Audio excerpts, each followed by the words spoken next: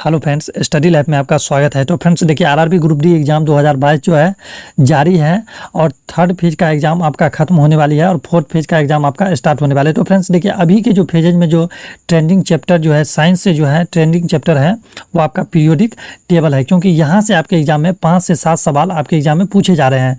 तो ये चैप्टर आपके लिए बहुत ही इंपॉर्टेंट हो जाता है। तो फ्रेंड्स मैं लेके आया हूँ इस वीडियो में पीरियोडिक टेबल, और यहाँ पे हम लोग देखने वाले हैं 50+ क्वेश्चंस, और वो भी कॉन्सेप्ट के साथ, क्योंकि अभी के एग्जाम में कॉन्सेप्ट के साथ प्रश्न पूछे जा रहे हैं और सारे के सारे प्रश्न हम लोग देखने वाले हैं एनसीईआरटी बुक से। तो फ्रेंड्स वीडियो में अंत तक बने रहिएगा और ध्यान से देखिएगा ताकि आपका एग्जाम में प्रश्न बन जाए। ठीक है, तो चलिए वीडियो को स्टार्ट करते हैं। उससे पहले आपसे रिक्वेस्ट है, अगर अभी तक चैनल को सब्सक्राइब नहीं किया है तो चैनल को जरूर सब्सक्राइब कर लीजिए। तो चलिए वीडियो को स्टार्ट कर। तो फ्रेंड्स देखिए, पीरियोडिक टेबल में 4 वैज्ञानिक हैं और चारों के चारों वैज्ञानिक इंपॉर्टेंट है, क्योंकि इनसे रिलेटेड प्रश्न आपके एग्जाम में पूछे जाते हैं। तो चलिए इसको बारी बारी से हम लोग देखने वाले हैं।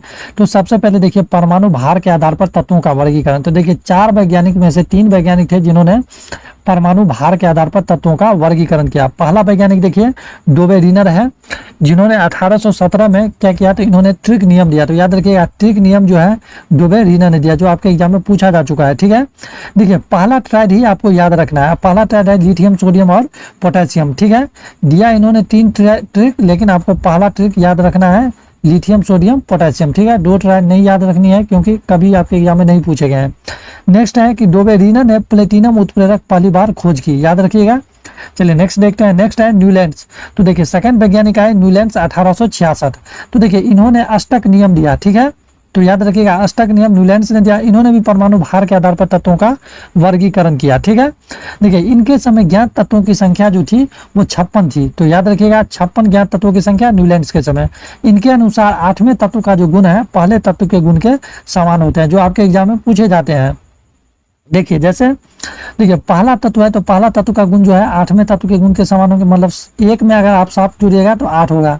तो जैसे मान लीजिए आपके एग्जाम में पूछे जाएंगे कि 8वें तत्व का गुण जो है किस तत्व के गुण के समान होगा, तो आप इसमें 7 ऐड कीजिएगा तो हो जाएगा 15, यानी कि 15वें तत्व के गुण के समान। ठीक है, जो आपके एग्जाम में पूछे जाते हैं इस प्रकार से। चलिए नेक्स्ट देखते हैं। नेक्स्ट है कि इन्होंने क्या किया, तो देखिए आयरन तत्व का जो गुण होता है कोबाल्ट और निकेल के समान होता है, लेकिन इन्होंने क्या किया कि आयरन को जो है बहुत दूर रखा गया। ठीक है, यानी कि हेलोजन ग्रुप में इन्होंने रख दिया। तो आपके एग्जाम में पूछे जाएंगे कि आयरन को कहाँ पे इन्होंने रखा, तो हेलोजन ग्रुप में। चलिए नेक्स्ट देखते हैं। नेक्स्ट है कि न्यूलैंड्स की तालिका जो है कैल्शियम तक मान्य है। ठीक है, कैल्शियम की परमाणु संख्या होती है 20। तो देखिए न्यूलैंड्स की तालिका जो है कैल्शियम तक ही मान्य है, जबकि थोरियम पर समाप्त होती है। तो याद रखिएगा कि न्यूलैंड्स की जो तालिका है कैल्शियम तक मान्य है और थोरियम पर समाप्त होती है। नेक्स्ट वैज्ञानिक है डिमित्री मेंडलीव। तो देखिए इन्होंने 1869 में जो है पहली बार आवर्त सारणी की खोज की, लेकिन परमाणु भार के आधार पर। तो ये तीसरे वैज्ञानिक है परमाणु भार के आधार पर। तो याद रखिएगा पहली बार आवर्त सारणी की इन्होंने खोज की डिमित्री मेंडलीव ने 1869 में, और परमाणु भार के आधार पर इन्होंने परमाणु द्रव्यमान, देखिए द्रव्यमान को ही हम बोलते हैं भार, तो देखिए परमाणु द्रव्यमान के आधार पर आवर्त सारणी बनाया। देखिए इसके समय ज्ञात तत्वों की संख्या 63 थी। किनके समय 63, तो मेंडलीव के समय ज्ञात तत्वों की संख्या 63, न्यूलैंड्स के समय 56।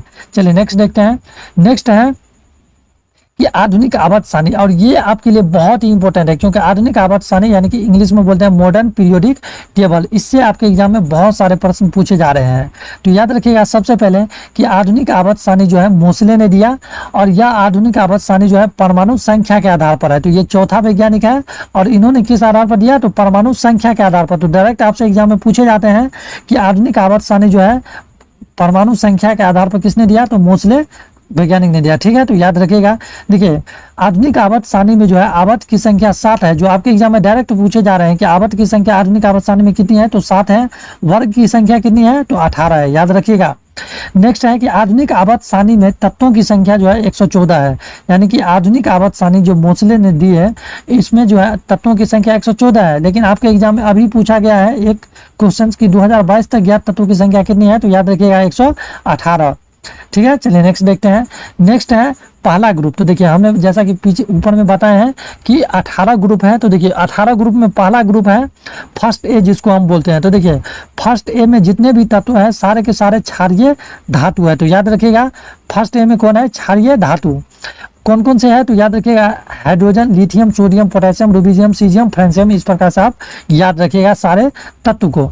देखिए एक प्रश्न आपके एग्जाम में पूछा जाता है कि सोडियम को किस में डुबा कर रखा जाता है, तो आप बोलते हैं केरोसिन में, लेकिन सोडियम को ही नहीं, फर्स्ट ए में जितने भी तत्व हैं सभी को केरोसिन में डुबा कर रखा जाता है। तो याद रखिएगा, चाहे वो हाइड्रोजन हो, लिथियम हो, सभी को केरोसिन में डुबा कर रखा जाता है।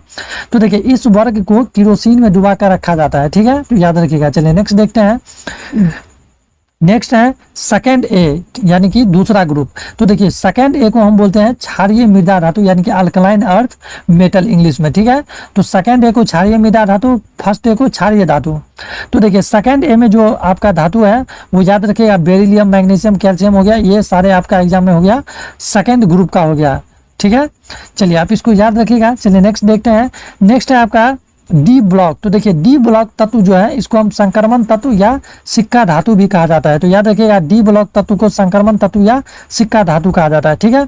उसके बाद है एफ ब्लॉक। तो देखिए एफ ब्लॉक में जो है एक आता है लेंथेनाइट सीरीज। तो देखिए लेंथेनाइट सीरीज जो है वो सीजियम 58 से लेकर ल्यूटेशियम 71 तक होता है। तो आप इसको याद रखिएगा, डायरेक्ट आपके एग्जाम में पूछा जा रहा है कि लेंथेनाइट श्रेणी कहाँ से कहाँ तक, तो सीजियम 58 से लेकर ल्यूटेशियम 71 तक। दूसरा श्रेणी है एक्टिनाइट श्रेणी। तो देखिए एक्टिनाइट श्रेणी जो है थोरियम 90 से लेकर लॉरेंशियम 103 तक है, ठीक है। तो याद रखिएगा थोरियम का जो परमाणु संख्या होता है 90, तो थोरियम 90 से लेकर लॉरेंशियम 103 तक जो है एक्टिनाइट श्रेणी कहा जाता है, और सीजियम 58 से लेकर ल्यूटेशियम 71 तक को लेंथेनाइट श्रेणी कहा जाता है, ठीक है। तो आप इसको याद रखिएगा। चलिए नेक्स्ट देखते हैं। नेक्स्ट है कि लेंथेनाइट श्रेणी को जो है दुर्लभ मृदा तत्व कहा जाता है। तो याद रखिएगा कि दुर्लभ मृदा तत्व जो है किस श्रेणी को कहा जाता है, लेंथेनाइट श्रेणी को। नेक्स्ट है, अब हम लोग देखेंगे बारी बारी से तत्व को। तो सबसे पहले देखते हैं हाइड्रोजन। तो देखिए हाइड्रोजन के बारे में याद रखिएगा कि यह अधातु है, सबसे हल्की गैस है, ठीक है। सबसे हल्की गैस कौन है, तो हाइड्रोजन है। न्यूट्रॉन की संख्या इसमें 0 होती है। तो ये सारे फैक्ट आप इसके याद रखिएगा हाइड्रोजन के बारे में। नेक्स्ट है लिथियम। तो याद रखिएगा कि लिथियम जो है यह सबसे हल्की धातु होती है, जो आपके एग्जाम में पूछा गया है। नेक्स्ट है सोडियम। तो सोडियम के बारे में याद रखिएगा कि इसे चाकू से काटा जा सकता है, यह पानी या अम्ल से अभिक्रिया कराने पर हाइड्रोजन गैस छोड़ता है। आपके हाल ही के एग्जाम में अभी पूछा गया है, सेकेंड फेज में यहाँ से प्रश्न पूछा गया है कि सोडियम को जो है पानी या अम्ल से अभिक्रिया कराने पर कौन सी गैस देगी, तो हाइड्रोजन गैस, याद रखिएगा। नेक्स्ट है सेकेंड फर्स्ट बी, ठीक है, या फर्स्ट बी कह दीजिए, या 11वां वर्ग, ठीक है। तो देखिए 11वां वर्ग में जो है कॉपर आपका हो गया, उसके बाद सिल्वर और ऑरेटर हो गया, ठीक है। ये तीनों जो है 11 वर्ग 11 या फिर फर्स्ट बी में होता है, ठीक है। और इसी को हम बोलते हैं सिक्का धातु। तो सिक्का धातु किसे कहा जाता है, कॉपर, सिल्वर, ऑरेटर यानी कि सोना को, ठीक है। देखिए इस वर्ग के जो धातु को जो है सिक्का धातु कहा जाता है, ठीक है। नेक्स्ट है कि चालकता। तो देखिए सबसे अधिक जो चालकता होती है, याद रखिएगा चांदी की सबसे अधिक चालकता होती है, ठीक है। सबसे अधिक किसकी होती है, तो याद रखिएगा चांदी की। चांदी के बाद ऑरेटर, ऑरेटर के बाद कॉपर, ठीक है। जो हम नहीं लिखे, ये नहीं पूछा जाता, डायरेक्ट आपके एग्जाम में पूछा जाता है कि सबसे अधिक चालकता किसकी, तो सबसे अधिक चालकता चांदी की। नेक्स्ट है तन्यता, जिसको हम खींच सकते हैं। तो याद रखिएगा, इसका क्रम जरूर याद रखिएगा क्योंकि आपके एग्जाम में पूछा जा रहा है। तो देखिए सबसे अधिक तन्यता होती है सोना की, उसके बाद चांदी की, उसके बाद कॉपर की। तो आप इसको याद रखिएगा। नेक्स्ट है आघात बदीनता। देखिए आघात बदीनता होता है जिसको हम पीट कर चादर बना सकते हैं। तो देखिए सबसे अधिक आघात बदीनता जो है सोना का होता है, उसके बाद चांदी का, उसके बाद कॉपर का, ठीक है। मेनली आपको इतना याद रखना है कि सबसे सर्वाधिक चालकता जो है चांदी की होती है, बाद में की सबसे अधिक जो है सोना होता है, ठीक है, याद रखिएगा। चलिए नेक्स्ट देखते हैं। नेक्स्ट है कॉपर। तो देखिए कॉपर का जो उपयोग है यह त्वरित चालक में किया जाता है, घरों के वायरिंग में, विद्युत अर्थिंग में। यहाँ से एक ना एक क्वेश्चन आपके एग्जाम में पूछे जाएंगे। नेक्स्ट है कि सर्वप्रथम प्रयोग किया जाने वाला धातु कौन है, तो याद रखिएगा कॉपर, ठीक है। चलिए नेक्स्ट है एजी यानी कि सिल्वर। तो देखिए सिल्वर का जो उपयोग है रिले परिपथ में किया जाता है, याद रखिएगा, जो आपके एग्जाम में प्रश्न पूछा गया है यहाँ से। नेक्स्ट है सेवेंथ ए वर्ग ग्रुप, ठीक है, जिसको हम ग्रुप बोल यानी कि वर्ग हो गया। तो याद रखिएगा, देखिए सेवेंथ वर्ग बोलिए या ग्रुप बोलिए या 17 बोल दीजिए, ठीक है। तो देखिए सेवेंथ या ए या 17 वर्ग में जो है कौन कौन से तत्व है, तो याद रखिएगा फ्लोरीन, क्लोरीन, ब्रोमीन, आयोडीन और एस्टेटिन, जो आपके एग्जाम में सर्वाधिक इस ग्रुप से प्रश्न पूछे जाते हैं, ठीक है। तो देखिए इस ग्रुप, यह वर्ग को जो है हेलोजन वर्ग कहा जाता है, यानी कि इस ग्रुप को हेलोजन ग्रुप कहा जाता है, ठीक है। किसको, तो सेवंथ ए यानी कि 17 वर्ग को। देखिए इसमें जो है पहले के दो जो है गैस है, फ्लोरीन क्लोरीन गैस है, एक तरल है यानी कि ब्रोमीन, ब्रोमीन जो है तरल यानी कि लिक्विड फॉर्म में होता है। उसके बाद दो जो है इसमें इस ग्रुप में ठोस है यानी कि आयोडीन और एस्टेडीन आपका हो गया ठोस, फ्लोरीन क्लोरीन आपका हो गया गैस और द्रव आपका हो गया ब्रोमीन। और ये सारे के सारे जो तत्व है ये क्या है, अधातु है।